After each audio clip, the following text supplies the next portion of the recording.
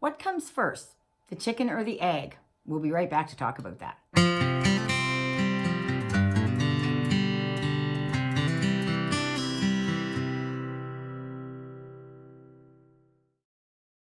Hi, I'm Brenda Kay, Brenda Kibitowski with Halifax Real Estate. This is the channel where we talk about everything and anything to do with your real estate. So you know, I know the title's kind of odd today. What came first, the chicken or the egg? Well, this is where that relates to real estate. What comes first? Do I list my house and then find one? Do I find a house and then list my house?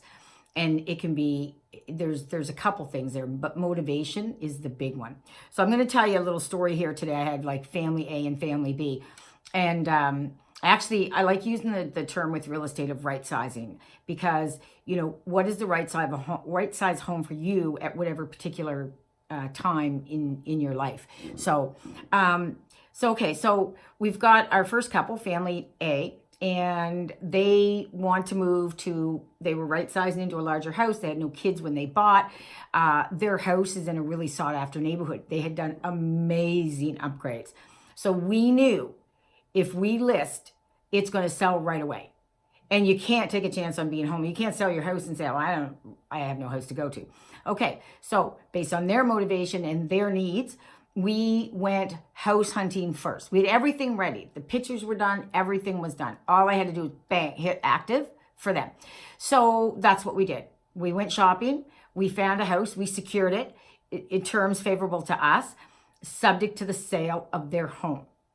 So we get that through, bang, we hit active on their home, 9 o'clock in the morning, 6 o'clock, we've got an accepted offer in our hand. We held really tight on the dates of theirs so that we could remove the condition of selling ours as quickly as we could on the other house. And the reason we wanted to do that is because when you go in conditional to the sale of yours, if someone comes along behind you and they don't have a house to sell, they can bump you. And again, what would happen is we'd have an accepted offer on theirs, we'd get bumped from ours, and again, there you go, homeless. That one worked out, that worked out great. Second one, motivation is, I just need to get off this street. So here's family B. I sell them into it. They're young, they're just married. They didn't care that it was a busy road. It was close to all the amenities. Now, 5-6 years later, they've got a family.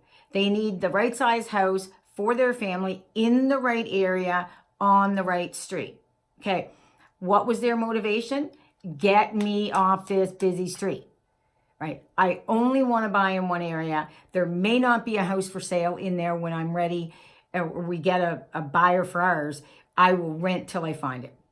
So that's exactly what happened. It was a little bit of a tough sell because it was a busy road. We finally got a buyer that said, yep, I'm fine. Actually, a young couple, no kids.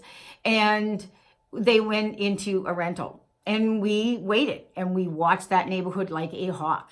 And sure enough, about 8 months later, up comes a house, street they want, quiet street, school district, everything they want. Actually closes in a couple months. And I've been through it myself too. We wanted to, and again, I was at the age where I was downsizing, but I didn't. I right-sized because I actually went from a smaller, higher story to a flatter layout. So it's now the right size for me and right style. I wasn't sure whether we wanted to build or whether we wanted to buy, but I knew, get me off that busy street that I was on with all the kids, the hockey nets, and the tricycles. I was done. I wanted out further, rural, and that's exactly what we did. So motivation is your big factor in how you do this. You have to plan it. You need a strategy. You sit with your agent and say, okay, here's the strategy. You know, have your number one pick, have a backup in case you get bumped.